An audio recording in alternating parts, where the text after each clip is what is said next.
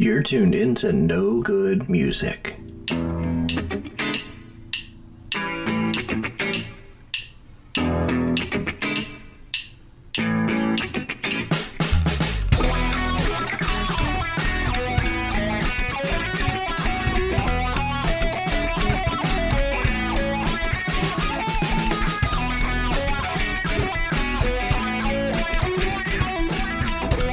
Here are your hosts, Rob and Matt.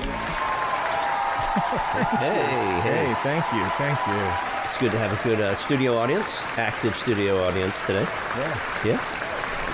So Matt is back with me. Yeah, good to be here in Washington, New Jersey. Beautiful Washington, New Jersey. Yeah, we just did a great interview, which when you're listening to this, the interview will be out already. Yeah, with that's true. Sophie Corin. Yes, Corin. And yes, singer-songwriter extraordinaire from Philadelphia. So neo soul, indie pop, somewhere in between. Yeah. So today, this is kind of a tribute or in memory of someone. I got the idea from this person a couple years ago. My friend Ken Vail Jr. The man from Kalamazoo. Yeah, the late Ken Vail Jr., music historian, who I just did a podcast with his brother, Sam, which I just put out a couple weeks ago. And Ken loved Liszt. We love Liszt. Hopefully our listeners love Liszt. And first he loved music, but he loved Liszt. Yeah, he did Liszt on the Rolling Stones, like top 40 Rolling Stones songs. And this list was his top 40 cover songs. But we're doing our top 10, and it's not really top 10. It's I guess the most interesting to us top 10. Right. I created the 10 most interesting or memorable because it's really hard. There's so many cover tunes out there that are good. We've got some honorable mentions, but we're going to delve into 10 each. Back with Ken. Is there anybody that you know that is more in depth and knows more music trivia than Ken?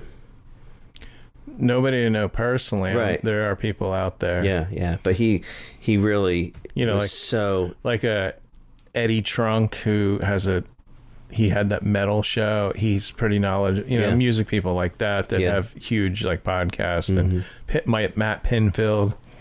So I hope to someday interview. Yeah, that'd be cool. But no, Ken knew almost. I stumped him a couple times because he didn't know everything, and maybe some of the newer artists that I would listen to. Yeah, somebody just came up last year. Maybe he didn't hear about him yet. But he also turned me on to one band is Guided by Voices, and Matt, if you don't know that band, check them out. Yeah, I will. Thank you. They over the last I want to say 12, 13 years, they've probably put out. Maybe longer than that, but I think they have like 30 albums, 40 albums. Wow. They put out a couple albums a year. And that's like, you're going to laugh at this, but King Gizzard and the Lizard Wizard is similar, where you can't peg, they're either progressive or alternative, or like Guided by Voices some of the songs sound like old REM. Yeah. Anyway. Yeah, so very cool. So Ken, it was March, let's see here. It was March 2023 because Ken passed away almost a year ago. And that's why we're doing this kind of a tribute to Ken. And maybe he's listening somewhere. We don't know. Yeah. And so March 2023, Ken posted, I think, almost every day, if maybe twice a day, to get his top 40 out. And we have his top 10. So I'm going to start with my 10, and then Matt's going to give his number 10, and then Ken. So we'll do it that way. So before we get started, we have a question. It's a music question for listeners. And here it is. In the 1980s, what band had the most top 10 hits on the pop charts and the soul charts while never existing? The answer? Nobody. No band that never existed had no such hits. Well, there you have it. There you have it. The logic is just astounding. That was Dana Carvey doing Casey Kasem. So You just got to close the nose holes like that, so you can Or something like that. Like, no, Casey, yeah. So I have a little bit on cover songs. Right, because we want to define it. We want to bring it to our listeners. It's some definitions here. Yeah. So in popular music, a cover version, cover song, remake, revival, or simply cover is a new performance or recording by a musician other than the original performer or composer of the song. Right. Because originally I thought it was just you had to record the song for it to be a cover. Yeah. So, you know, when you talk about a band like Three Dog Night, who didn't write their own songs, right, every song was a cover song, I guess, even if it wasn't recorded. Now, originally it referred to a version of a song released around the same time as the original in order to compete with it. That's interesting. So that happens sometimes. Yeah. But not necessarily. Yeah, I'm going to cover this hit song. Yeah. See where it goes. So that was probably a popular thing to do for a while for bands. Yeah.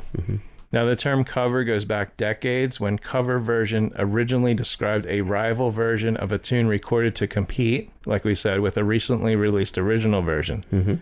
And examples of records covered include Paul Williams, and not the other Paul Williams. This is a jazz and blues saxophonist. His 1949 hit tune, The Hucklebuck. Oh. And not to be confused with Knucklehuck. Yeah. In X Games. Hucklebuck. Okay. And that, I know that word or that song from The Honeymooners. Oh, okay. Again. I didn't know it, of course. The old-timey, as the kids call it, TV show. That's what the kids are calling it. Yeah. And Hank Williams' 1952 song, Jambalaya. Oh. Yeah. I love Jambalaya. I'm getting hungry already. Yeah. So we're going to start with my number 10. I don't know, did you have anything to say? Yeah, I wanted to start out just with some surprises. Oh, yes. Yeah. Going through the long list and just my musical history, you know, we've thought about what are some of the best covers, but here I explored some that were surprising. Most of these were surprising to me. So if I say Oyo Como Va, you think Santana, but he was not the Oyo Como Va. He was not the original recorder putting it out there. Girls Talk was not done first by Elvis Costello. Feel a Whole Lot Better by Tom Petty was a cover tune. You know, and these, I'm going to interrupt, but Elvis Costello, Tom Petty are very prolific writers. Right. And you think that they would not do a song by another person. But all artists, musicians were inspired by other artists. Exactly. So it's just an ode to them. Right. And so some of these did surprise me. Most of these surprised me, and a couple of them I knew. But it feels a whole lot better by Tom Petty. I just thought, China Girl, David Bowie. Okay. Jersey Girl, Bruce Springsteen. Yeah, and you knew that already. That's a big one, Yeah, you knew that one. You mentioned this earlier, La Bamba. Yeah, Para la Bamba. See, I thought Richie Valens. It says Los Lobos put it out there for popularity just decades later, though, right? Oh, well, I knew that they didn't write that. Right. Yeah. Not a surprise to you. Probably because the movie might have come out before they did the song. Hey, here's a surprise to me. I Want Candy, Bow Wow Wow. Yeah. I really thought that they had written that. Some of these you just don't think about. You just... And especially a band that's not that well known like Bow Wow, you just think they're writing their own music. Yeah, you know? And it was their hit. You know, it was their first hit. So you thought that, Always Something There to Remind Me. Naked Eyes covered that. Girls Just Want to Have Fun. You probably knew that one already. Yeah, Robert Hazard. Yeah. Hanging on the Telephone by Blondie. Yeah, Liberace wrote that. No. Yeah. You getting your cycle out there? Yeah, we have the window open. Along with Blondie, The Tide is High. Okay. Yeah. Two more. Two more surprises for some people. Superman by REM. Oh, wow. Yeah. Okay. I do not know who wrote that. Our listeners, go explore. Isn't it the Kinks? Not sure. Yeah, okay. And Florence and the Machine covered Just a Girl. Okay. So there's some things that you can look up. We're not going to describe it any further for you.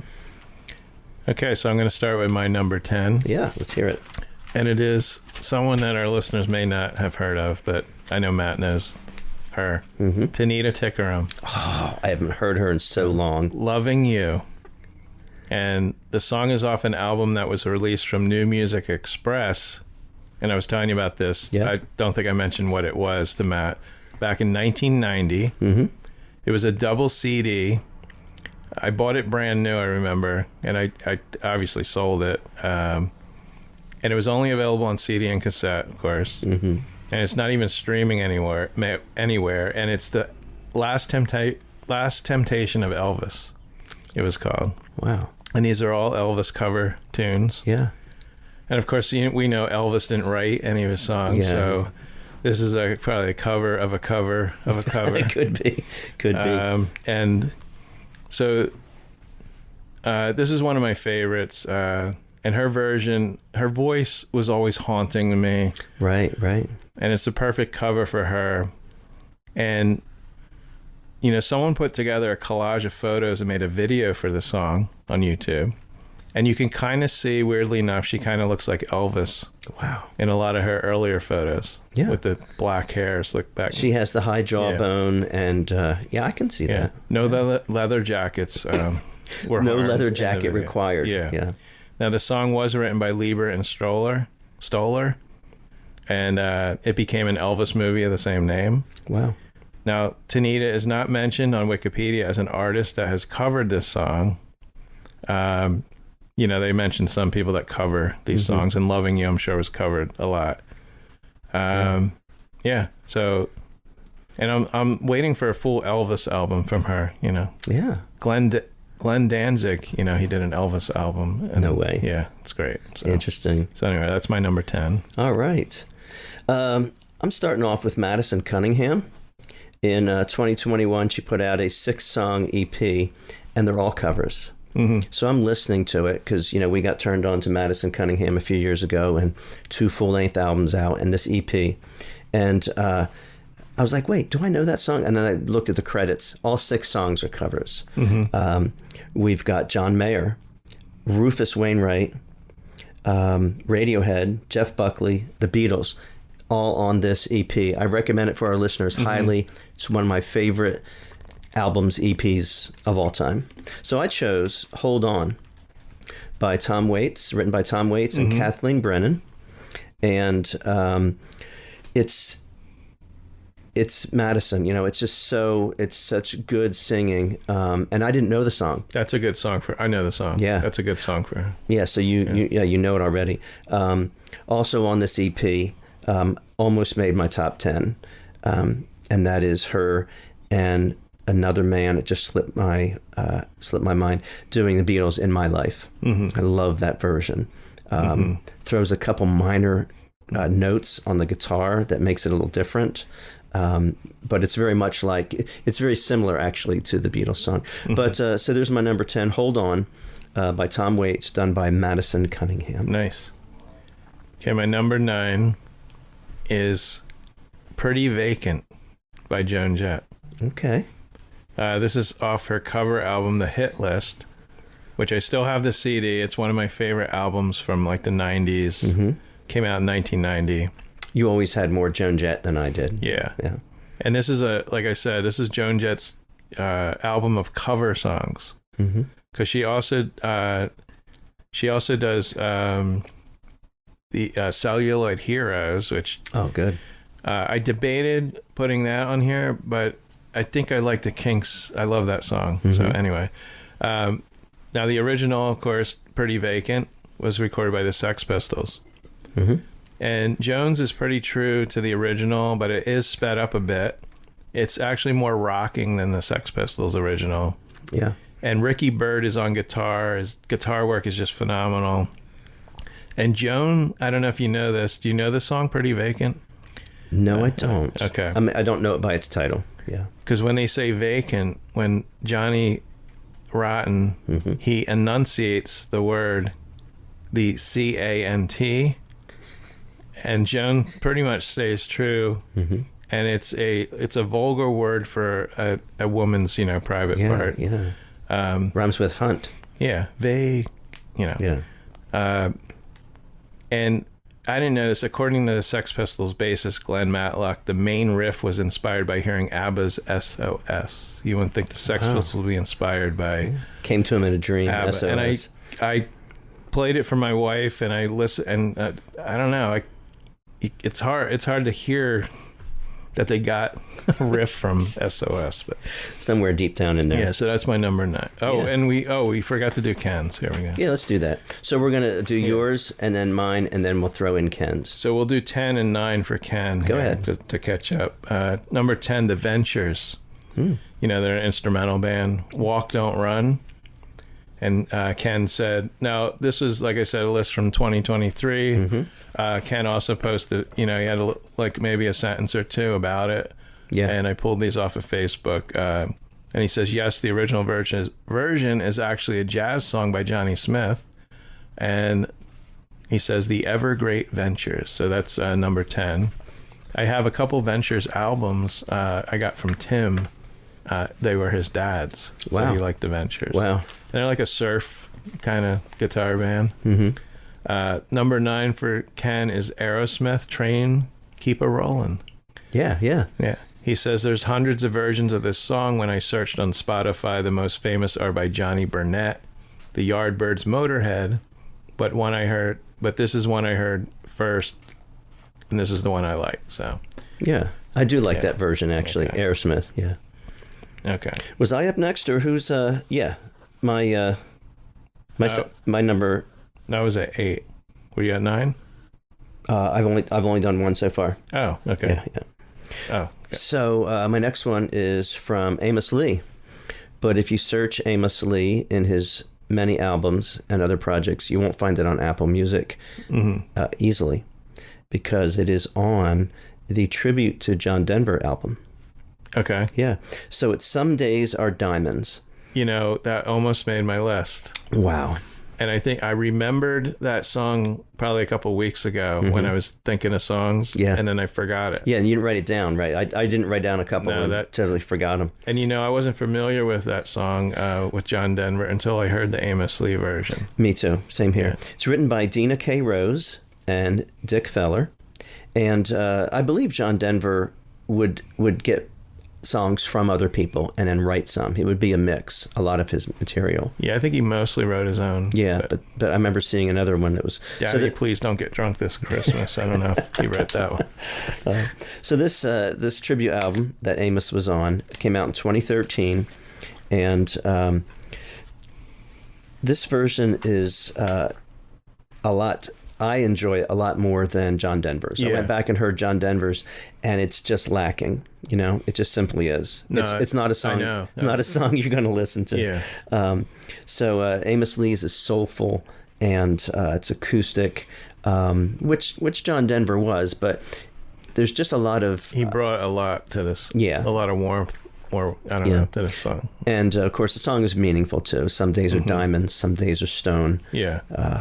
You know, between a rock and a hard place, how hard diamonds are. Diamonds are harder than your average rock. It's just, it's interesting.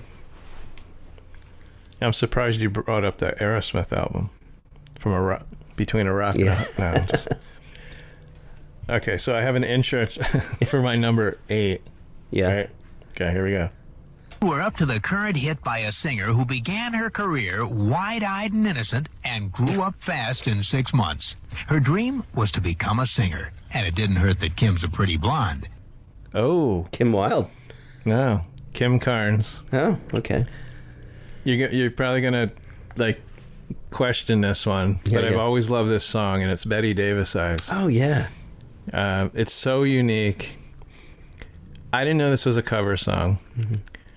It was originally written and recorded in 1974 by Jackie DeShannon, which is a woman. The original was, believe it or not, bluesy, kind of a ragtime song. And it was, when it was presented to Kim in 1980, she didn't like it. She rejected it. Yeah. And keyboardist Bill Como came up with the riff on the synthesizer. You know, that riff you hear in the song. And everything kind of fell into place. Kim's version spent 9 weeks at the top of the charts and won 2 Grammys. And it kind of stands out on its own. You know, I like Kim Carnes' raspy voice, and I always thought she was like a female Peter Criss. Yeah. You know, I own the 45 of this. I didn't own her album that it came off of. Definitely raspy voice compared to anything else that was out there at the time. Yeah. And also one other thing is that Betty Davis herself, who was still alive, actually wrote a thank you letter to Kim and also to Jackie, because maybe she never heard the Jackie version, but because this became so popular, you know, Betty Davis is, you know, she's in her in her apartment blasting the tunes, you know, rocking out, and this song is about... No, it's Katharine Hepburn. So, is about me. Okay. And wait, what order are we doing? We're doing me, you, and then Ken. Yeah, so I'm up next. Yeah. So are you at 8? Are you sure you're at 8? Yeah. Okay. I numbered them backwards, but this would be the third one. Okay, so, good. Yeah. Okay. I haven't numbered 1 through 10. Okay. So anyway, similar to the last one with Amos, this one is Jack Johnson, but this was on a CD that you gave me. Okay.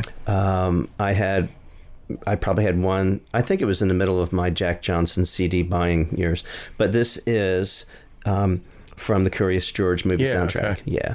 And I think you turned me on to that, and I had some other CDs before or after that. So this is, can you guess the song? Which one would I like most out of there? Oh, it's been so long. Well, Well, I love this song. This CD I played all the time in my car. This is "We Are Going to Be Friends." Okay. Yeah. And that's "I Believe That We Are Going to Be Friends." They sing "We Are Going to Be Friends," but they titled it with a contraction. "We're going to be friends." But they never say "we're going to be friends." They say "we are going to be friends." Yeah. Anyway, written originally by Jack White of the White Stripes in 2001. Okay, yeah. Yeah. Okay. And I did not know until later.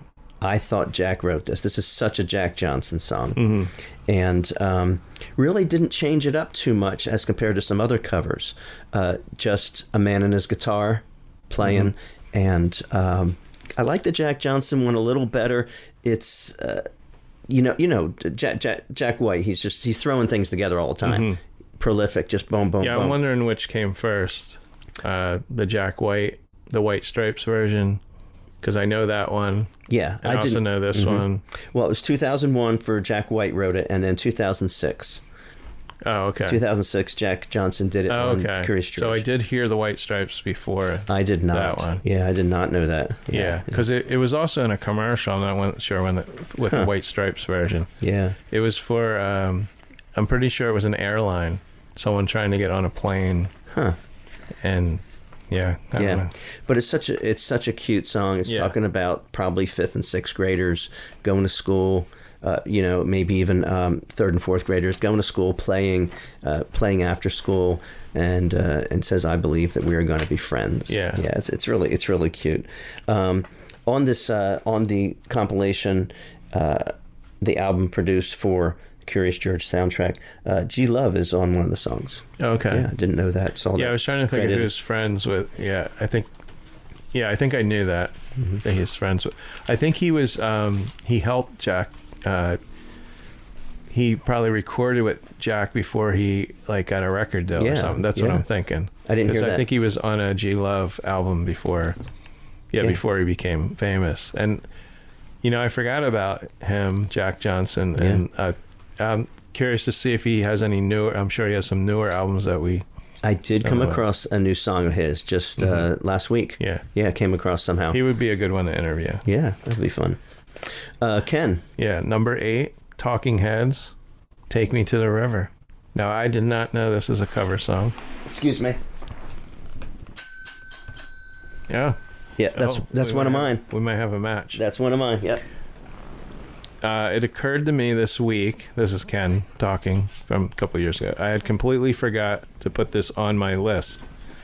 As a kid, WKMI, and of course Ken was from Kalamazoo, would play this, and I didn't know till many years later it was a cover song, originally by Al Green. And he said there's such a cool, quirky production to this one. So that's number 8. we won't talk about yours until we get to it. Yeah. Okay, so I'm at number 7. Johnny Cash. Hurt. This is such a great, it's the 9 Inch Nails song. So in 2002, Johnny released his version of the 9 Inch Nails 1994 song. So think about it. At that point, the song was only 8 years old. Wow. And now the song is 31 years old. No, 30. I can't count. It's old. It's old. Yeah. You don't have to count. It's more than that. Yeah. Okay. Trent Reznor, of course, leader of 9 Inch Nails, praised Johnny Cash's version and said the song isn't mine anymore. That's how much he loved it. Johnny used this song to reflect on everything that had passed in his life, his fame, his beloved wife. And I don't know if you've seen the video or if you know this song, Matt. I don't know it well. Nope. The video is really heart-wrenching. Johnny passed away the following year. People probably think Johnny Cash was very old. He was 71. Mm-hmm. Hard life. Yeah. And when Johnny sings, "What have I become, my sweetest friend? Everyone I know goes away in the end." It's hard not to have your heart like ripped out. Wow. You know, he's in his house. He's reflecting on his everything. It's people that have passed, you know. His wife had passed away. I don't know, I don't think she had passed away, probably maybe the year before. It wasn't too long after that he did this song. Mm-hmm. You know, and go to YouTube now, you know, pause this podcast and watch the video. Okay. Yeah. And so Hurt, number 7 for me. All right. 7? 7. Up next, we got a cover song from U2, played by U2. What? Yeah. And this is Dancing Barefoot. Really? Okay. Patti Smith. And nice. Written by Patti Smith and Ivan Krall back in 1979. Yeah. I'm even surprising myself that I'm putting this in the top 10. Mm-hmm. But there is something about the Edge's guitar wailing, and just the way it's done. It's great. U2 did this on B-side, one of their B-sides album. I think that is 2 something and B-sides with the years on them. Do you remember those U2 compilations? Yeah. And this was 1994. I remember hearing it played live by U2. That's why it's special to me. It's in there. And I remember them freaking rocking this song, Dancing Barefoot. I'm like, yeah, I wasn't barefoot. I was, somewhere else. But yeah, it was just really good. And the song closes with a chorus with Bono repeating, "Oh God, I feel for you. Oh God, I feel for you. God, I feel for you." I'm gonna have to go back and listen. So yeah, it's I know this straight song. Yeah. It's straight up rock, edgy rock song. So yeah, put that in there. That's a surprise in there. Got a U2 in there. Yeah. So Ken's number 7 is Iggy Pop. Rock. Yeah. Louie Louie. Oh yeah. I've never heard of this. And he said, of course, there's countless versions of Louie Louie. Yeah. But this is my favorite. Iggy's version updates the lyrics and it rocks hard. Yeah. That's what he says. Yeah. I don't know Iggy Pop's version of that. Yeah. Matt and I have an inside joke. We probably mentioned it before about Iggy. Iggy Pop. Pop's Rock. Yeah, Pop's Rock. Look that one up. So mine, where am I? Oh, I have 2 number 7s. Yeah, it's the next one. I'm just going in order. No, wait a minute. I've got 2 number 7s. Oh no, you have an extra one. How'd that get in there? That means you have an extra one. Okay, well, yeah. we can do both. Just go in the next one. Yeah, that's what I would do. Wait a minute. Okay. So, well, let's say, what am I on? 6? I'm just going with the next one, whatever's next. Well, I'm going to do these 2 together then. Okay. So the first one is Cheap Trick, California Man. It's a song by a British rock and roll band, The Move. Don't know them. So it was written by the band's guitarist, vocalist Roy Wood, who has said he wrote it as an ode to Little Richard. And it was his favorite musician of the time, and Jerry Lee Lewis. Very cool. Who was, now you're going to recognize this name, the pianist, guitarist, vocalist, Jeff Lynne. Oh, yeah. Jerry Lee was his favorite musician. Cheap Trick recorded this song for the 1978 album Heaven Tonight. It's a very rollicking tune, very fun song. Yeah, yeah. Kids can dance to it, you know. Now, there's actually a video of The Move doing this song from June 22nd, 1972 on BBC's Top of the Pops. A 24-year-old Jeff Lynne is in the video playing the piano like Jerry Lee Lewis.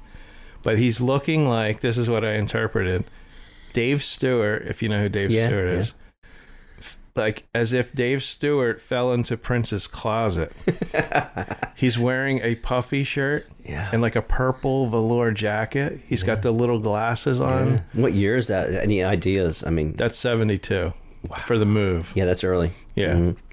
And I read that somehow this survived the, the video. So maybe they, back then they just aired this stuff and then they taped over stuff. It's amazing. Okay. So my tie here, and I do have another intro. And by the way, this is Casey Kasem. It's Casey Kasem. Well, the next song in the countdown is by an Englishman, a singer, a composer, a guitarist who's been around since before the Beatles. Who is that? It could be anybody. It really could be. Cat Stevens. Oh, yes. Another Saturday Night. Okay. And I, when I first heard this song, I didn't know it was a cover either. And it was a top 10 hit in 1963 for Sam Cooke. Okay, yeah. I'm trying to think of the version that I know best, and it's not coming to me who did that one. Yeah, the Cat Stevens is the one for me. And, okay. 1974, Cat Stevens recorded his version, which would peak at number 6 on the Hot 100. So those are my ties here. Yeah. All right, you just did 2 in a row, is that right?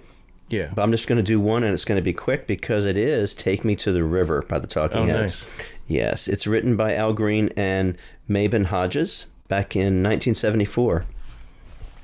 It comes from the album Al Green Explores Your Mind. Yeah, they did stuff like that in the 70s.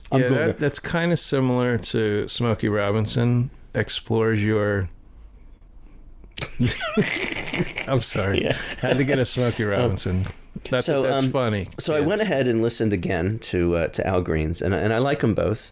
I really love the Talking Heads. Always loved Talking Heads. Period. And I remember learning later that the song was Al Green. Not too much later, but after listening to it for a little bit. The T-Heads do a version that's slower. It's just boom, click, boom, click. It's slowed down with percussion pretty prominent. And then that bass line, this is rolling bass line and with percussion, and then the keys come in. Jerry Harrison, right? I think. Yeah. So it's smooth and well produced, but yet it's a little more sparse. Yeah, it's not as active as Al Green would be. The original was soulful. It's soulful in the 70s. Yeah, it's just a soul. I don't know if I've heard the Al Green soul feel. version. Yeah. I think he was a pastor. He's probably like a Baptist pastor or something. Pastor Al Green. I don't know if he's still around or not. Yeah, not sure. Yeah. So Ken. Now, Ken's number 6. I didn't realize there was another version of this song, but it's Manfred Mann's Earth Band. Yeah. For You. And it was a Bruce Springsteen song. Yeah.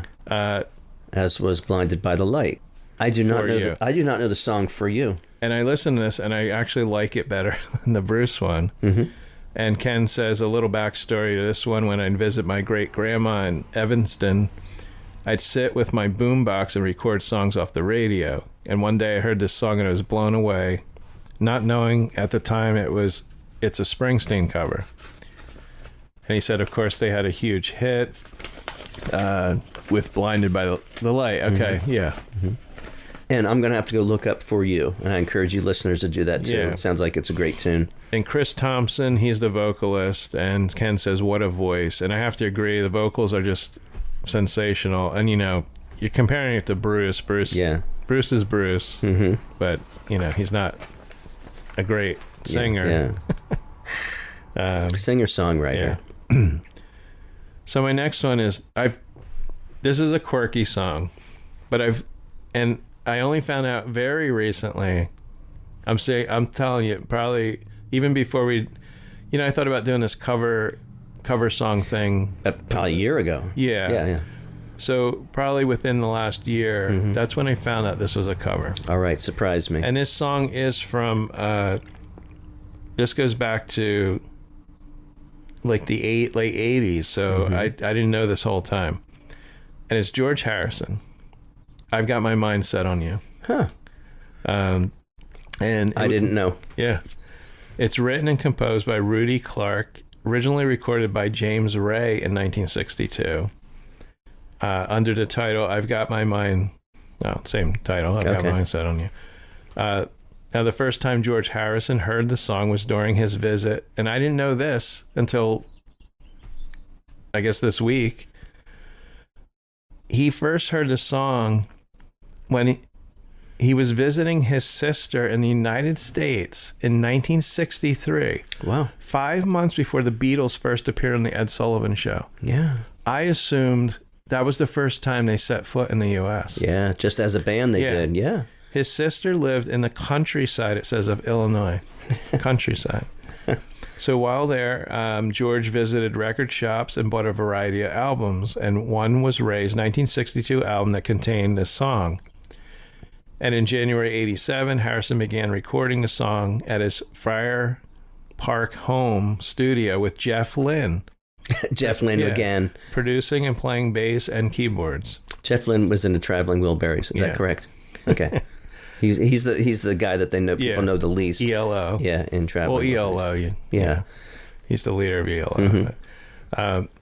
Now, it may be a song maybe you forgot about. Maybe you wanted to forget about. I don't know. It is a quirky song. And it was unique to me. Yeah. The video, I don't know if anyone remembers the video, but again, go on YouTube.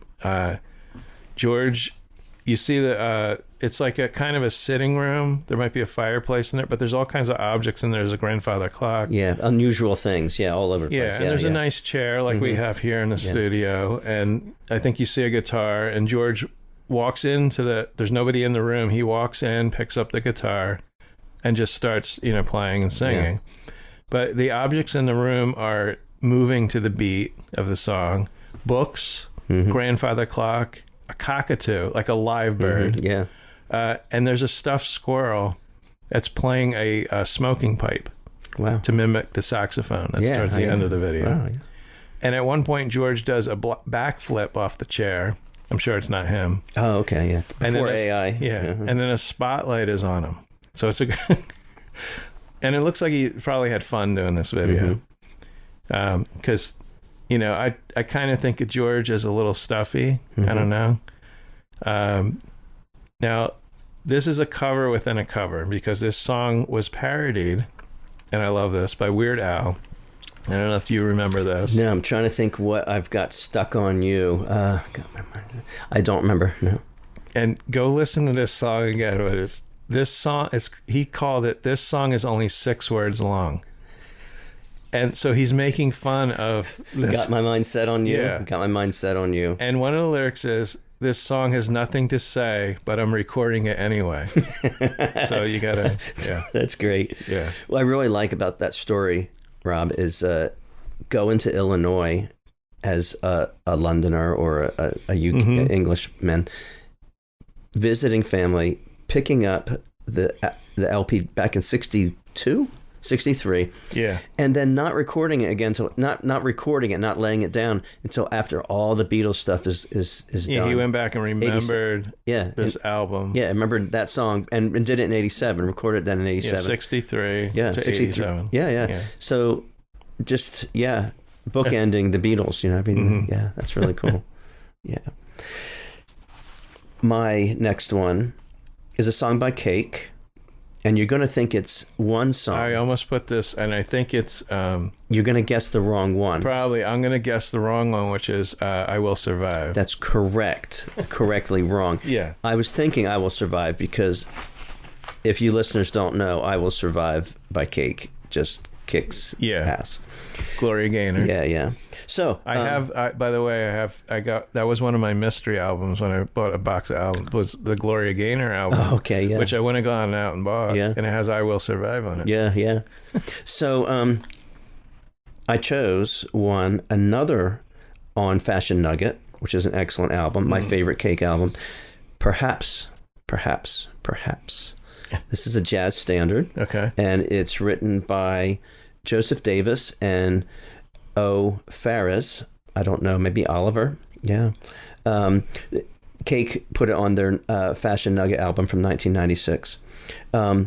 When looking who has done this song, who has also covered this song, it's so many. It's dozens, I guess. I don't know. So we start Neil off... Diamond. We start off... That's a good guess. Start off with Desi Arnaz. What? In 1956. Lucy. Yeah, perhaps. Yeah, it sounds great. You would love it. So check out Desi Arnaz doing Perhaps. I'm gonna have to. Enoch Light in 1957. Eno Orn. You know these names. You know these. You know the next two. Henry Mancini. Okay. The Latin Sound was the album in 1965. Doris Day sang Latin for Lovers in same year, 1965. Going back to 1960, Pepe Jaramillo from an album called Cha Cha Cha. Oh, nice. Cha Cha Cha. How about Sergio Mendes? Yeah. I like Cake's version because Cake is doing it. Okay, so it's a jazz standard. You do it, perhaps, perhaps you'll love me, perhaps you won't. But, who does tongue-in-cheek better than Cake, Yeah. You got to smile when you're watching them, and he's singing, if you don't make your mind up, we'll never get started, It's just back on the woman. Let's see. So another one that I looked up, because this is, I think it's, I don't know how many covers there were of this song. It's been around since 56. Yeah. Another one that I liked, I listened to, was Ginger Bess from 2014. Listeners can check that out. It follows in the footsteps of Cake's version. Cake's version was 1996. So then 2014, Ginger Bess does it. Kind of a female version of the Cake version. Okay. Yeah, Maybe she heard the Cake version. Yeah, she did and loved it and took that. So this is one where... I said this song is different, it sounds familiar, and I had to look it up, and I didn't know the song, but after I listened to Cake a little bit, I'm like, oh yeah, okay, this isn't their song. Yeah, I'll have to check that out, because I don't particularly, off the top of my head, know that song. You won't admit you love me, okay, and so, okay, how will I ever? Yeah. So Cake is similar to, I think They Might Be Giants. Similar. Yeah, when we did our quirky weird, They might have been more complex than They Might Be Giants, I think. Yeah, maybe more members of the band and such. But when we did our quirky weirdy, I'm sure we talked about Cake and They Might Be Giants. Yeah. So Ken's number 5 is Marshall Crenshaw. Huh. Knowing Me, Knowing You. Do you know that? Yeah. I Wow. It's an ABBA song, and I have heard this. Yeah. And Ken says this one is just amazing. And Marshall Crenshaw has this ability to do other people's songs so well. It's tacked onto the end of his 1994 live album. So I don't know the song I don't know that version by Marshall Crenshaw. No. Well, I think when Ken put this list out, I would look up these songs, and I didn't hear of this one. And I was surprised, because who can do ABBA? And Marshall Crenshaw is just, singer-songwriter. It's not ABBA-esque. He doesn't sound ABBA-esque to me. Yeah, he's never worn a jumpsuit in his life. Yeah. Different sound. So we're on to my fourth one here, number 4. And someone who I love, and you probably know who I'm going to talk about, is Elvis. Oh yeah. And there's something about this song and it was never recorded in the studio. It's only live. I'm trying to guess, and I'm not going to be. And it's called Polk Salad Annie. Polk Salad. Yeah. Wow. And it was a 1968 song written and performed by Tony Joe White, not Jack White. And its lyrics describe the lifestyle of a poor, rural Southern girl and her family. And I looked this up. Traditionally, the term to describe the type of food highlighted in the song is polk or poke salad. It's from the pokeweed. Yeah. A dish of cooked greens made from pokeweed. Now, pokeweed is a poisonous plant, but the leaves and stems of young plants, so you got to ask them their age, can be eaten. Age of consent. But must be cooked by boiling 2 or more times with water, with the water drained and replaced each time, or you're going to die. That's just a lot of work for a weed. I mean, if you're going to get weeds, just don't get poison ones, you know. So, you know, if you didn't have a lot of money, you know, back in the 50s, 60s, or even, I don't know, who knows how long. And here's these plants growing. They're free. Oh, they're probably still eating pokeweed in Virginia now. Yeah. Now, the song, the 69 release, peaked at number 8. Actually, on Billboard Hot 100. We weren't around, we weren't listening to music on the radio in 69. No. I mean, I don't remember hearing another version of the song, only Elvis. And Elvis's version is from his 1970 live album On Stage, which I have. And he made the song popular. And Elvis, like I said, never recorded the song in the studio, but it was a staple of his live shows. That's cool. And the lyrics to this song are just insane. And every time I hear it, I crack up. Yeah, give me some. So here we go. Yeah. Down in Louisiana, and Elvis kind of sang this song, you know, where the alligators grow so mean, lived a girl that I swear to the world made the alligators look, and it doesn't rhyme, tame. Tame. Yeah. Tame, y'all. Yeah. Polk Salad Annie, gators got your granny. Polk Salad Annie, gators got your granny. Everybody said it was a shame because her mama was working on the chain gang. A mean, vicious woman. Something like that. Yeah. A mean, vicious woman. Yeah. Yeah. So there we go. Excellent. I'm glad Elvis is in the building. Yeah. So again, these songs are not necessarily maybe like you would listen to and like, what the hell is this? Yeah. But these are, you know, good song. A good song to some people is a memory. Yeah. Or even something that can make you laugh, like me loving Elvis, and I think Elvis was an incredible singer. But he also had this quirky, funny, like especially the live stuff. Yeah. And to do this song was unlike being serious, doing like Suspicious Minds. Right. You know. Yeah. It would be wild to have seen it live. Yeah. And did you say Polk Salad Annie? Yeah, polk. Polk. Okay, polk. Yeah. Yeah, it's polk. Yeah, it's polk, but they say it poke. Okay, yeah. So polk salad. Gators got your granny. Because when I first heard this, I think I heard this song. It's been, you know, I've heard it before, but when I truly listened to the lyrics. I'm like, what is he saying? Gators got your granny. Just got your granny.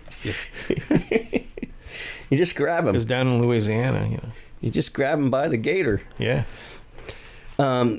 Opening line to my next one. I want you to try and guess it. It's not the pale moon that excites me. I know that line. It's not the pale moon. I can't sing well. So this is The Nearness of You by Norah Jones. Okay. And we all love Norah Jones. Yes. You know, who doesn't love Norah Jones' voice, you know? So The Nearness of You, another jazz classic, actually, written by Hoagy Carmichael in 1937. I've heard of Hoagy. Yeah.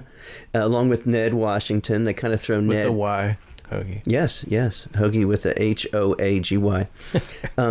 1937, okay. If there's a man, Ned Washington, who gets a little credit, yeah, he's probably a person of color. They probably just like, oh, yeah, he actually helped write it. But, you know, yeah. So they brought, when you look at the credits, it's like, yeah, okay, yeah, Ned wrote that too, yeah. Yeah. So So we go back to 1937 for that. Some other people.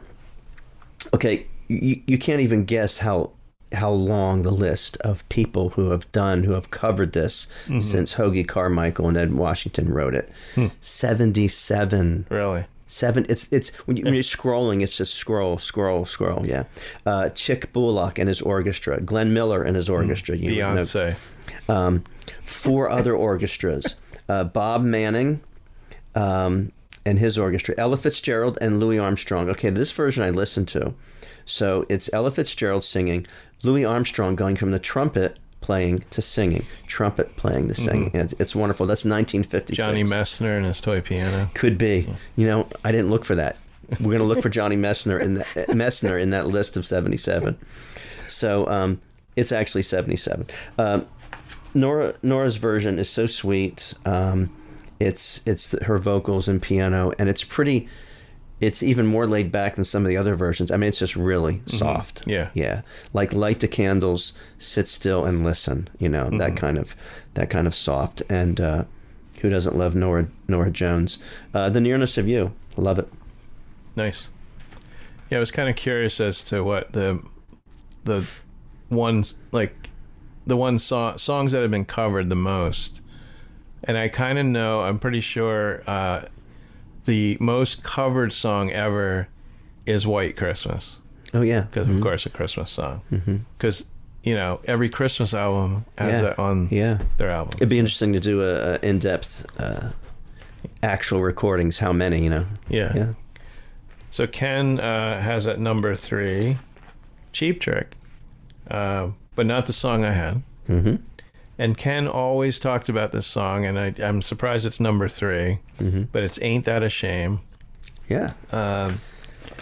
And Ken says, I can't understate how huge this one is for me. My Uncle Mark played me the opening track of side 2 of At Budokan, and holy shit, he says, Bunny's drum intro just floored me. Yeah. We all remember it well. Yeah, and this is what got Ken into Cheap Trick. And it was originally by Fats Domino, this song. I never knew that. Yeah. I did not know. Yeah, and Ken, like I said, mentioned this song. I know that was like his favorite Cheap Trick song. So now we are on to my number 3. Am I at number 3? Yeah. I don't know where we are. But my next song is the Sundays. Yes. I love the Sundays. They only, believe it or not, put 3 albums out ever. I just had 1 cassette. Yeah. And there was some talk a couple years ago that they were going to get back together. This is one band I will go see they get back together. But this song is Wild Horses. Yeah. And now the original was Mick Jagger and Keith Richards wrote the song. And I really don't like their version of their own song. Now, and according to Keith Richards, the song is not about horses, but it's about being a million miles away. This is what he said in an interview, from home and not wanting to be on the road like anymore. Now, the Sundays recorded this in 1992, and it was on their second album, Blind, which has a baby, That means I probably had their first album then. Yeah, if that's 92. Now, it was memorably used in the thriller, it says Fear, with Reese Witherspoon and Mark Wahlberg during a scene in which Wahlberg's character is with Witherspoon's character on a roller coaster. I don't know. Yeah, I haven't seen it. Buffy the Vampire Slayer. So it's been used a bit. And I just love this version. And I don't think the Stones do too well with some of the slower songs. Yeah. I know like Angie, that's a great song. Yeah, that works. That works for them. But this song, for some reason, and you know what? And I think this is the first version I heard. I didn't hear the Stones. I didn't know the Stones. Oh. I didn't know this song before. Now, this song was actually not first recorded by the Stones. Didn't know that either. But by a band in 1970 that I covered when Matt and I did forgotten bands, and it's the Flying Burrito Brothers. No way, they come back. And I didn't get a chance to listen to their version. The burritos coming back to haunt us. Yeah, the Flying Burrito Brothers. Yeah, Did that is Wild interesting. Horses. And what's that year again? Did you 1970. 70? And what I read was that Keith Richards had a demo of the song. He wasn't real happy with it, so it was probably one of those songs where it needed some work. And he played it for whoever was he was friends with the guy in the Flying Burrito Brothers, and they decided, I guess maybe they said, hey, can we record this? Yeah. And they did. So yeah. Cool. Yep. I'm going with Jack White again. What? Yes. You'd think I was a huge fan. I know. Yeah. Sometimes it gets loud. Remember the video? I thought that was the song. No, it's not. Jack White wrote Fell in Love with a Girl. Okay. And Joss Stone did yes. it, and it's Fell in Love with a Boy. Yes. She could have kept Girl, but she decided this song is so freaking good. I should have put that on my list. I love Justin. The Soul Session. Yeah. So, written by Jack White, as I said, as Fell in Love with a Girl. As Jack White's style is, the original was very raw, just and very fast. And from that tempo, she brings it down to yeah. I think there's like a gritty guitar in there. It's the Jack White gritty guitar. Yeah. But I didn't count it, but it's probably half speed. Yeah, in tempo. Maybe some feedback. In there. And her version is just funky, smooth. It's just awesome. I actually, the more I listen to Jack White's, I appreciate it for what it is. Yeah. I don't put it on my playlist, but I listened to it again and said, yeah, that's edgy, that's raw, that's good. Yeah. Well, he could. I was always impressed because the White Stripes were only two people. Yeah. Meg and Jack, and when I saw them, whatever it was in the beginning, when I saw them on a TV show, I was surprised at the amount of sound that two people could get. Yeah. Like just his guitar with feedback, and just, it sounded like three people were playing guitar. Yeah. And her on drums. Yeah. He's just really could do a lot. Yeah. So we saw Joss Stone. She likely did that song. I'm just not remembering, but our friend Tim turned me on to Joss Stone and that song. Well, he just saw her again. She's actually, Joss Stone is like never, if she was in this area, it was New York. So when I saw she was going to be at Wind Creek, which we've mentioned in Bethlehem, and then she was just there, and I should have gone, but tickets, I don't know, tickets are getting, it's like $150. Yeah. And Melissa Etheridge was opening. So that'd be cool. And not a huge Melissa Etheridge fan, but I saw her when we were at the Bourbon and Beyond Festival. Yeah. And each artist got to do like 20 minutes. So she did all her like hits, and she was incredible. Voice, guitar, amazing. Yeah. Anyway. No, I like that Joss. I forgot about that one. When we saw her at Wind Creek, she was about 5 rows in front of us, and came down and was dancing with a guy and spinning around and then singing to some of us, and it was just several feet away. It was pretty awesome. And we're still trying to get to talk to Joss, because I do have someone that knows her. Yeah. Okay. Ken's, is that right? Ken. No, Dave Swift. Yeah. Oh, Ken's. Yes. Yeah. Okay, number 2 for Ken, Jeff Beck. Oh. A Day in the Life. And I should have listened to this. I'm not sure. I take it's probably an instrumental, because Jeff Beck didn't sing. I don't know. He says, when I heard Jeff Beck died, I first thought of this. I saw him twice, and his version of the Beatles' A Day in the Life was so amazing, I may have shed a few tears. He probably had someone else sing. I'm just going to guess there was a singer, but we'll have to figure it out later. Jeff Beck on guitar. Johnny Depp. Yeah. I don't know. He says, I can't deny it. He was probably the greatest guitarist I ever saw live. And for me, my favorite Beatles cover song ever. So I'm going to check that out. Day in the Life. So my next song is Robert Palmer. And I'm trying to figure this one out. Go ahead. I can't guess. Well, it's weird because Matt had mentioned Bang the Gong. Yeah, Bang a Gong. And Robert Palmer was in the power station. That, yeah. But this is Bad Case of Lovin' You. Okay, yeah.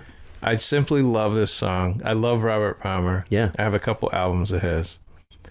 I even liked when he did that, Addicted to Love. Yeah. And very popular.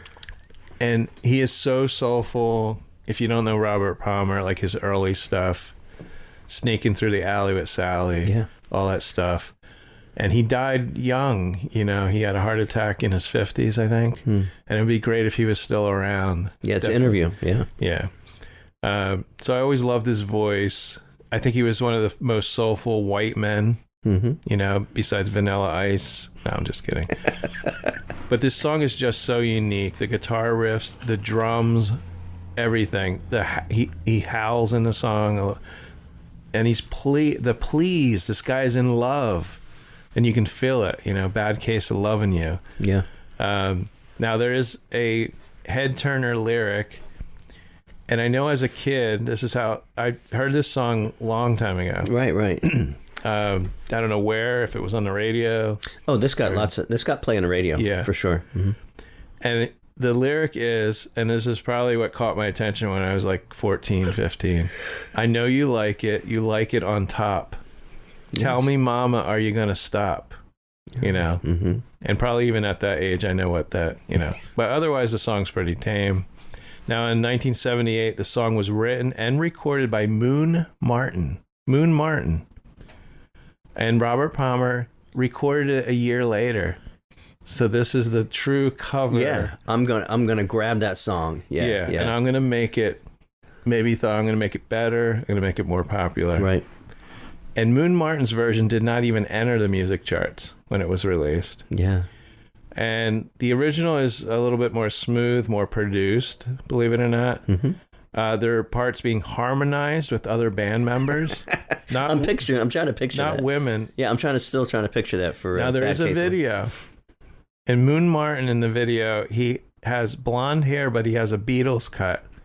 He has rounded sunglasses. He's wearing a jacket, a tie, and red, what look like leather pants. And I think he could be in the Cars. Yeah. Now, Robert Palmer's version reached number 14 on the Billboard Hot 100. But his version was remixed. Actually, it says, there is another version I listened to. Mm-hmm. The remix with heavier guitars, believe it or not, and drums, heavier drums. And it's from Addictions Volume 1. Yeah, in this version, you don't hear the drums. The drums are subdued compared to the guitars and vocals. Yeah, you still hear the drums, but I still like the original. Yeah, Yeah. No, I mean in the one you're referring to first. It's not real full drums. Yeah. That is really interesting. I wonder whatever happened to Moon Martin and. Where's Moon Martin? Where's Moon Martin? Let's get him on the podcast. Yeah. This next one was that's going to happen. Yeah, Moon Martin, not to be confused with Moon Unit. Yeah, we'll get them both on it. The Moon Trilogy. So this one is kind of a last-minute one, not one I thought of early. Mm-hmm. A lot of people don't know David Poe.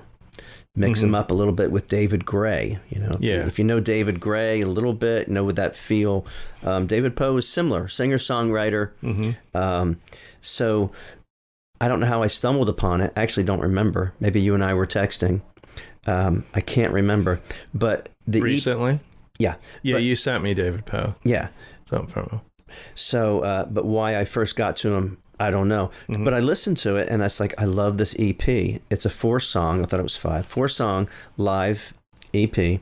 And this one that I chose, I love them all. I thought he wrote them all. I found out he didn't write this one. This one recorded at the 40 Watt Club in Athens, Georgia. Yeah. And it's the Ballad of El Goodo. Now, I didn't hear the other versions. It was written originally by Alex Chilton, along with members of Big Star way back in 1970. Oh, yeah, Big Star. Big Star, yeah. 1971. I just would have put it... So we have a connection to Big Star. We do. Terry Manning. Yeah. He engineered that album. the Big Star. Yeah. And Ken actually always talked about Big Star. That's the only reason I know who Big Star is. Yeah. Like years ago. Mm-hmm. I'd never heard of Big Star before. Right. So in 1971, our music of our hard rock would have overshadowed this. Yeah. You know, Aerosmith, Boston, Black Sabbath, and just Led Zeppelin, Pink Floyd. You know, all that came right after and kind of overshadowed this. Well, I think Big Star was a band that had potential to become big. Yeah. And I know the name Alex Chilton because I'm pretty sure it was a Replacements song. Right. And that is when correct. I first heard the name Alex Chilton. And back then you couldn't go on Wikipedia. You couldn't. Yeah. So right. I knew it was a person. When I heard the Replacements song and even sang along to it with our friend Tim, I didn't know who Alex Chilton was. Yeah. And the name of the song is Alex Chilton by the Replacements. Yeah. That would have been mid-'80s probably, right? Mm-hmm. Alex Chilton died in 2010 in New Orleans. Okay. I found that out. We were wondering about him. Mm-hmm. Yeah.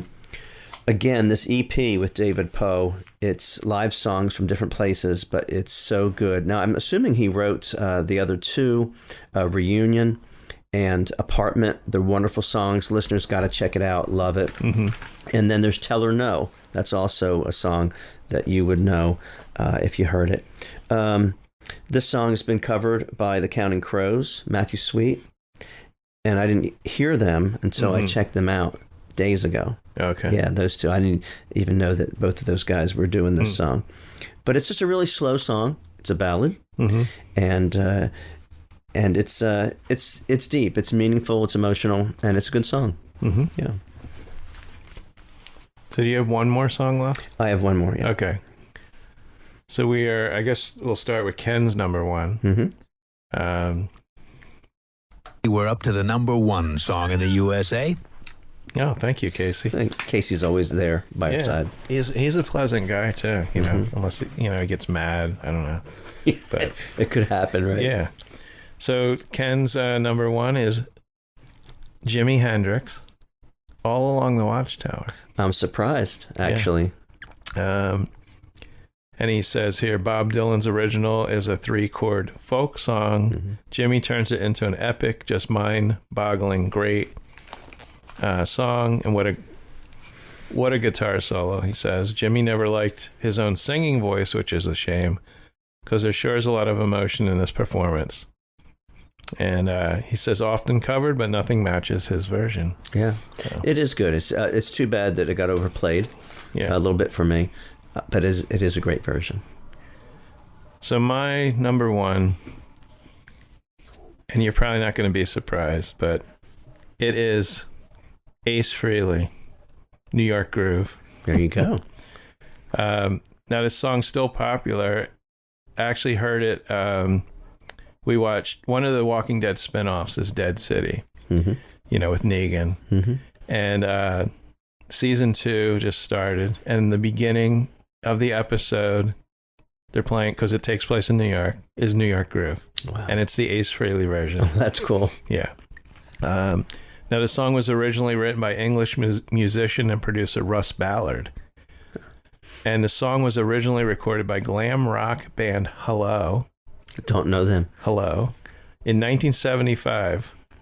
And, of course, was later covered by Ace Frehley for his 1978 solo album. So Ace originally scoffed at the idea of remaking this. But co-producer Eddie Kramer persisted. And it was released as a single, and the only song, and the song made it to number 13 on Billboard Hot 100, and it's by far the highest charting single from any of the 4 Kiss solo albums, they came out with. We did a podcast on Jeremy and I did the 4 Kiss solo albums. Right. Now Ace once told Rolling Stone magazine that his unique take on the song was inspired by his experience with hookers in New York City's Times Square in the 1970s. 70s, yeah. So his inspiration was hookers,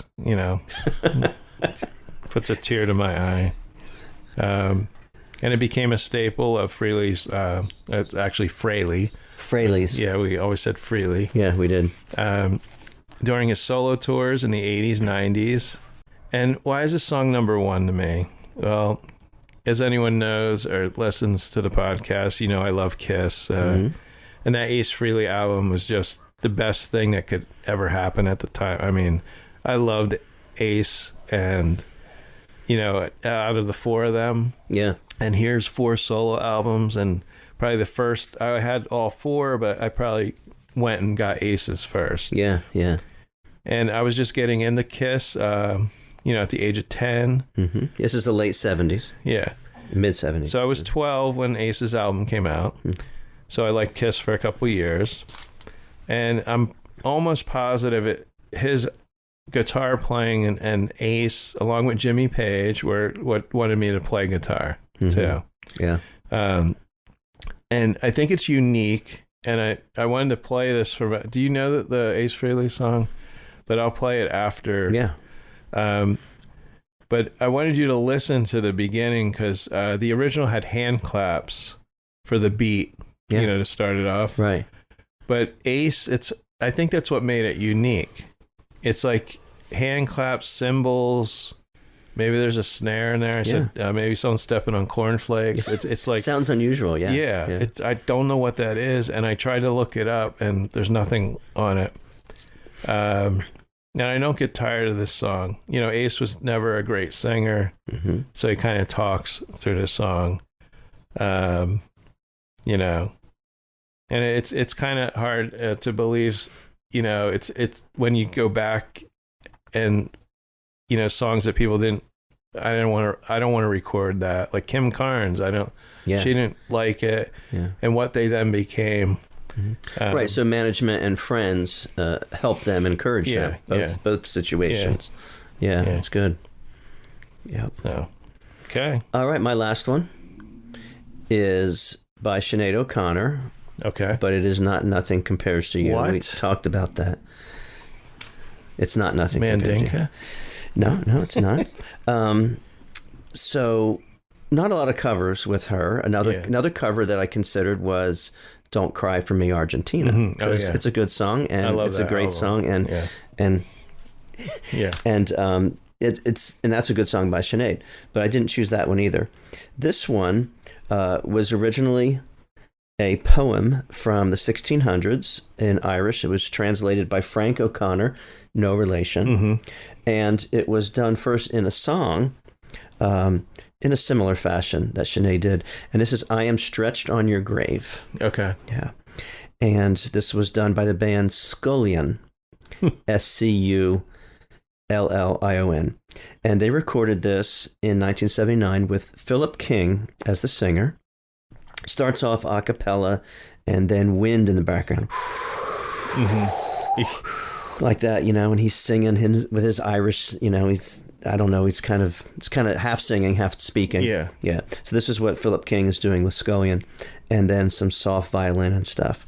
So the cadence and such is similar to what Sinead did with it, but Sinead, as you know, brought in full percussion. It's in this song, similar to Put Your Hands on Me. Okay. When you listen to Put Your Hands on Me, it's boom, you know? It's just full and rich and powerful. And that's what this is. It's got a lot of percussion, and then it's just that simple bass line, you know? Just, you know, that's it, you know? And then Sinead is just singing and then wailing. It's very, it's magical for me. I love this song. Many other artists have recorded this, believe it or not, but a lot of them we don't know because they're in Ireland. So a lot of these, I read through it, you probably wouldn't know any of them. There is one you might know, though. In 1993, Dead Can Dance. Okay. I've heard of them. I've just heard of them, yeah. So I listed about 30. There's about 30 people who have done this after Philip King and Scullion. So Sinead did this for... her 1990 I Do Not Want What I Haven't Got. And isn't that the cover? Isn't that what Don't Cry for Me, Argentina? I'm not sure. It could be. I don't remember the placement of this. Well, there's one that's all I want to say all cover songs. I didn't know that. It's all like standards. Yeah, yeah. And it has "Don't Cry for Me, Argentina." Yeah. You have to look into it that way. Yeah. So the poem, or poem, as they say in the South, poem, describes a mourner at the grave of a loved one.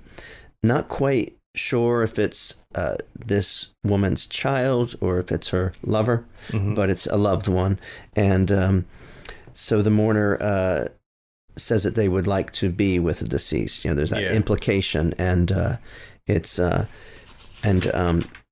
so it's powerful. I love the driving rhythm to it, and matched with, you know, and then it has that pounding instead of like a fill. It's just, you know, real loud, and then SINEAD is just flowing throughout the whole song. So, special to me. Yeah.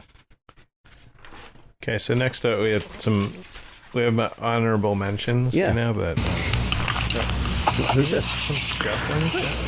Someone's in on our feed here. Hello? What's going on here? See, when you come out of those up-tempo goddamn numbers, man, it's impossible to make those transitions. And then you got to go into somebody dying. What? You set him off. I know. What? It's just a ballad. It's just a simple poem. Casey. I didn't even know he was still on the feed here. Okay. He was not happy. No. Not happy. So I don't have a lot to say, but I have 3 honorable mentions. Matt has like 30. I don't know. No, I got 6, but not much to say. So I almost put this in my top 10. Quiet Riot. Come on, Feel the Noise. Really? Yeah. I had no idea that was a cover. It surprised me. Yeah, I want to say, and I should have wrote, I don't know, the original band was like The Sweet or something like that, or... well, yeah, we talked about Sweet, which was The Sweet. That might have been that band. Yeah, it could have been. One of those bands. Yeah. One of those glam hard rock and party band, yeah. Yeah. And then you mentioned Bruce Springsteen, Jersey Girl. That would be on my list. Tom Waits, originally, believe it or not. And again, I've known this a while.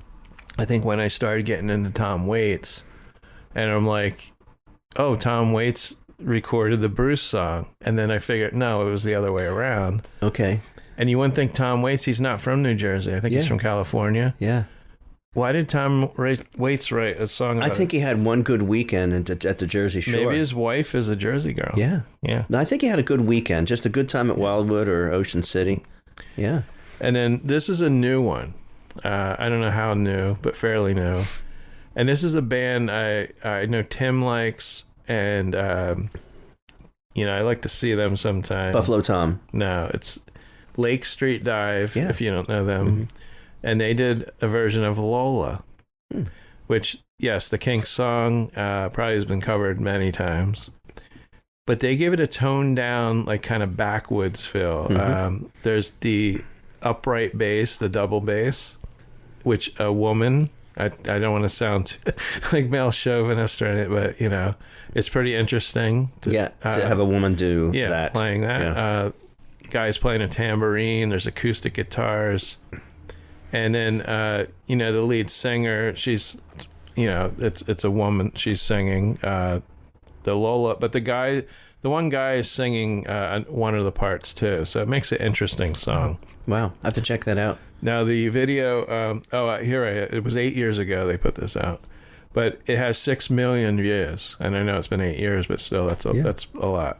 So, on YouTube. Yeah, Lake Street Dive. So Lake Street Dive. I've heard of them when I was in Virginia, and I'm just wondering if maybe they're from down south. I don't know. I have to find that out. Yeah. So honorable mentions, I've got 5 here for you. My Way, Sid Vicious. Okay. My Way. Yeah. Yeah. Do you know that version? Yes. Yeah. Okay. Yeah. Okay. So Frank Sinatra made that famous, obviously, and then there's other. Yeah, and it's not. It's the Sex Pistols. It's Sid Vicious did a solo album. Yeah. So that's what it's off of. Yeah. Wow. Similar to the other U2 song, in the similar vein, somehow, Satellite of Love. Yes, I know that. By Lou Reed. Yeah. U2 does that, and it's a short song, just kind of simple short song. Yeah. Little Wing. Mm-hmm. Jimi Hendrix did it, Stevie Ray Vaughan, but I love Sting's version. Mm-hmm. I just love Sting's version. When I was playing drums with people down in a show down in Virginia, we were doing Little Wing. Well, the guitarist, he knew Jimi Hendrix version, so he's expecting different percussion. I'm doing something more toned down, and he went like he's looking at me funny. It's like, that's not the version I know. I know Sting, when we're doing Little Wing. So Little Wing's it's an interesting song, and I love Sting's version of that. Yeah. 2 more. Okay. You love both these bands. Okay. All right. Istanbul, not Constantinople. They Might Be Giants. Yeah. 1952, that song was written. Wow. Yeah. By the Four Lads. It was done by the Four Lads. I've heard of them. Written by not the Beatles. Written by Jimmy Kennedy and Nat Simon. So interesting. I was surprised by that. Mm-hmm. It's so They Might Be Giants. Yeah. Istanbul, not Constantinople. I hope our listeners do know that song. If they don't, they must hear the 1952 version and the 1990 version. Well, you had artists like from the 50s, maybe like Louis Prima, who did like crazy songs. Yeah. Yeah. There was that time. Yeah. And this is 1952. Yeah. All right, last one. Sweet Jane, Cowboy Junkies. Yes, I almost put that on the top 10. Yeah, that could have been one that we could have both put that on there. Yeah. So, listeners, you probably know Sweet Jane. The Velvet Underground did it in 1970, and then Lou Reed, 1973, put it on, recorded. Yeah. So Sweet Jane slows it down and just makes it sweet and soft. Mm-hmm. Almost whispered, right? Trinity Sessions, maybe? Yeah. So they're in a church. Yeah. And the acoustics are great. I'd love to get that on vinyl, that album. I had that. I probably had the cassette. That would be a great one to relax to. Yeah. With an LP. I think they, I don't know if they put out something recently, but they're still around. I didn't know that. That's another surprise. Yeah, I would still like to go. I don't know how. And I kind of remember the lead singer's name was Margot Timmons. Like, how do I remember? Well, but it was, a woman singer. And I wonder if that's one of their most well-known songs, actually. Maybe. Yeah. I don't know. Yeah. And they had other things that got some radio play. Yeah. All right. Well, that was a great session of cover tunes. I hope you all enjoyed that. Yeah. Thanks for listening. And check out, like I said, I just went through our list of interviews. We're up to like 60 some. Excellent. So, you can go back. Actually, I don't know if you can do it with Apple Music, but I know with Spotify, you can go into our podcast, No Good Music, and you can search if you're looking for someone that maybe we interviewed, or even a subject matter. Type in the Beatles and whatever's in the title, will come up. We talk about them a lot. But. Yeah. So, thanks everyone for listening. And don't forget to turn off the TV. And turn up the music.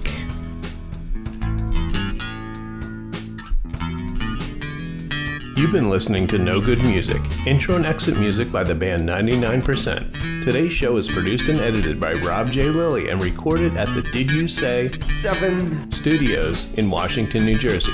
You can find No Good Music on Apple Podcasts, Podbean, Spotify, Pandora, and almost anywhere you listen to podcasts.